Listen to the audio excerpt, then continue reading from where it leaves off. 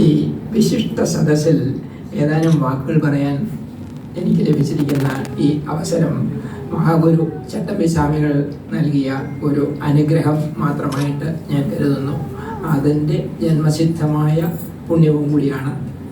മഹാഗുരുവിൻ്റെയും ശിഷ്യരുടെയും ഗുരുശിഷ്യ ബന്ധം നമ്മുടെ ആത്മീയ പാരമ്പര്യത്തിലെ അപൂർവ അധ്യായമാണ്.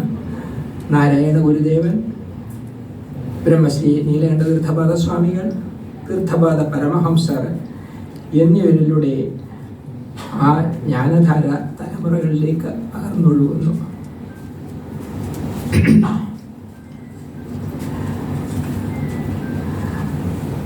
ആ പുണ്യ പാരമ്പര്യവുമായി എനിക്കും ഒരു ജന്മബന്ധമുണ്ട്.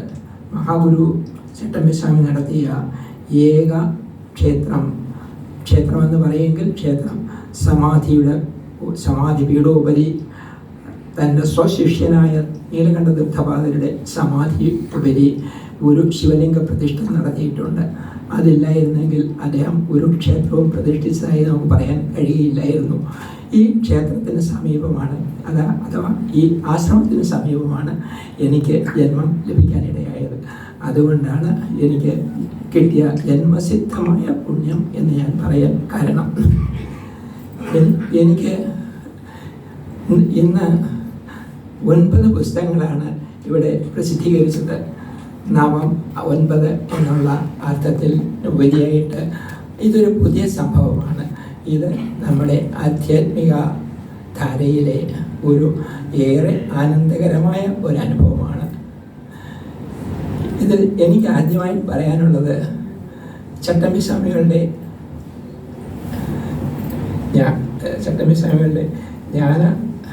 വിജ്ഞാനധാര അല്ലെങ്കിൽ ചട്ടമ്പി സ്വാമികളുടെ ജ്ഞാനലോകങ്ങൾ, ഇതിലൂടെ ആയിരുന്നു എനിക്ക് ഡോക്ടർ ഉണ്ണികൃഷ്ണനെ പരിചയമാകാനിടയായത്. 2023 മഹാഗുരുവർഷം ആരംഭിച്ച സമയത്ത് ഏപ്രിൽ ആദ്യം തന്നെ ഞങ്ങൾ അമേരിക്കയിൽ ഒരു വീക്കിലി പ്രതിവാര പ്രഭാഷണ പരമ്പര ആരംഭിച്ചിരുന്നു. ഈ പ്രഭാഷണ പരമ്പരയിൽ സ്വാമികളെപ്പറ്റി അറിവുള്ള പല ശ്രേഷ്ഠ വ്യക്തികളെയും ഞങ്ങൾ ഓരോ ആഴ്ചയിലേക്കും പ്രഭാഷണത്തിനായി വിളിക്കുകയുണ്ടായി. അങ്ങനെയാണ് എനിക്ക് അതിനു മുൻപും ഭാരതകേസരി TV-യിലെ പ്രഭാഷണത്തിലൂടെ ഉണ്ണികൃഷ്ണൻ സാറിൻ്റെ പ്രഭാഷണം ഞാൻ കേട്ടിട്ടുണ്ട്. അപ്പോൾ തീർച്ചയായിട്ടും അദ്ദേഹത്തെ ഇതിലേക്ക് ക്ഷണിക്കണം. അദ്ദേഹം വളരെ സൗമനസ്യത്തോടുകൂടി ഞങ്ങളുടെ ക്ഷണം സ്വീകരിക്കുകയും സാറിൻ്റെ ഒരു പ്രഭാഷണം കേൾക്കുകയും ചെയ്യാനിടയായി. ഈ പ്രഭാഷണങ്ങളെല്ലാം കൂടി അടുത്ത വർഷം സ്വാമിയുടെ സമാധിയുടെ 100-ാം വർഷമായപ്പോഴേക്ക് 50-ലേറെ പ്രഭാഷണങ്ങൾ, അതിൻ്റെ സ്ക്രിപ്റ്റുകൾ ഞങ്ങൾ കരസ്ഥമാക്കി. ഇതെല്ലാം കൂടി ചേർത്ത് മഹാഗുരുവർഷ പ്രഭാഷണങ്ങൾ എന്ന ഒരു പുസ്തകം നമ്മൾ കൊണ്ടുവന്നിട്ടുണ്ട്. അത് സ്വാമിയുടെ സമാധി ശതാബ്ദിക്ക് തന്നെ പന്മന ആശ്രമത്തിൽ എത്തിക്കാനും ഞങ്ങൾക്ക് കഴിഞ്ഞിട്ടുണ്ട്. അതോടൊപ്പം ഇതിൽ ആ സമയത്തായിരുന്നു ചട്ടമ്പി സ്വാമിയുടെ ജ്ഞാനലോകങ്ങളെപ്പറ്റി സാറ് എഴുതിയിരുന്നത്. അതിൻ്റെ ഒരു ആർട്ടിക്കിൾ എനിക്ക് അയച്ചു തന്നിരുന്നു. സാറിൻ്റെ ഞാൻ ചോദിച്ചു, നമ്മൾ പ്രസിദ്ധീകരിക്കാൻ പോകുന്ന പുസ്തകത്തിൻ്റെ മുഖ്യ ലേഖനമായിട്ട് ഇതുകൂടി ഉൾക്കൊള്ളിച്ചിട്ടെ എന്ന്. ഏറെ സന്തോഷത്തോടുകൂടി എനിക്ക് അനുവാദം തന്നു. അതാണ് നമ്മുടെ പുസ്തകത്തിലെ ആദ്യ ലേഖനമായിട്ട് നമുക്ക് കാണാൻ കഴിയുന്നത്. പിന്നെ രാമായണ വിചിന്തനം. ഇപ്പം കുറച്ച് കഴിയുമ്പോൾ അമേരിക്കയിലുള്ള ഒരു സൂമിലൂടെ രാമായണ വിചിന്തനം സചിത്ര ആവിഷ്കരണം ഓൺലൈനിലൂടെ ഞങ്ങൾ നടത്താൻ പോവുകയാണ്. നമ്മുടെ ഇവിടുത്തെ സമയത്ത് 9 മണിക്ക്. ലോകം മുഴുവനും രാമായണത്തിൻ്റെ പ്രസക്തി, അതിപുരാതനവും നിത്യനൂതനവുമായ രാമായണത്തെ ലോകം മുഴുവൻ ഏറ്റുവാങ്ങിക്കൊണ്ടിരിക്കുകയാണ്. ആ പ്രസക്തി, അതിന് ഏറ്റവും അനുയോജിതമായ തരത്തിൽ സാറിൻ്റെ ഡോക്ടർ ഉണ്ണികൃഷ്ണൻ്റെ രാമായണ വിചിന്തനം വായിക്കുമ്പോൾ ഞാൻ അതിലെ പല ലേഖനങ്ങളും വായിച്ചു കഴിഞ്ഞു, മുഴുവനായിട്ടില്ല. തീർച്ചയായിട്ടും അത് രാമായണത്തിനുള്ള ഒരു മുതൽക്കൂട്ടാണ്. കൂടുതൽ പറഞ്ഞു കൊള്ളട്ടെ. എനിക്ക് ഏറ്റവും കൂടുതൽ പരിചയമാകാനിടയായിട്ടുള്ള മറ്റൊരു പുസ്തകമുണ്ട്. പ്രൊഫസർ മധുസൂദൻ നായരുടെ സമയാകാശങ്ങളിൽ രാമായണ തീർത്ഥം ഞാൻ വായിച്ചു. സാനന്ദരൂപം സകല പ്രബോധം ആനന്ദദാനാമൃത പാരിജാതം മനുഷ്യപത്മേശ്വരി വിശ്വരൂപം പ്രണാമി തുഞ്ചത്തെഴുമാര്യപാദം.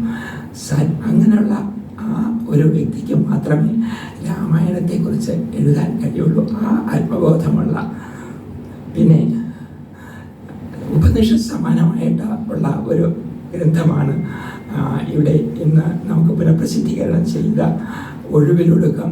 3 പുസ്തകങ്ങൾ ഒന്നിച്ചു ചേർന്നിട്ടുള്ള ഒരു കമ്പൈൻഡ് എഡിഷൻ. എത്ര ഈ നമുക്ക് ആത്മജ്ഞാനം നേടുന്നതിന് വേണ്ടി ഹിമാലയത്തിൻ്റെ ഉത്തുംഗതുംഗങ്ങളിലോ അഥവാ ഗുഹാഗഹുരങ്ങളിലോ പോകേണ്ട ആവശ്യമില്ല. സാധാരണ ലോകത്ത് തന്നെ ജീവിച്ചുകൊണ്ട് നമ്മളുടെ ആഗ്രഹങ്ങളെ, കാമനകളെ സംയമനം ചെയ്യുക, അങ്ങനെ ജീവിച്ചു കാണിച്ചു തന്ന മഹാത്മാക്കളാണ് ചട്ടമ്പിസ്വാമി തിരുവടികളും നാരായണ ഗുരുസ്വാമികളും.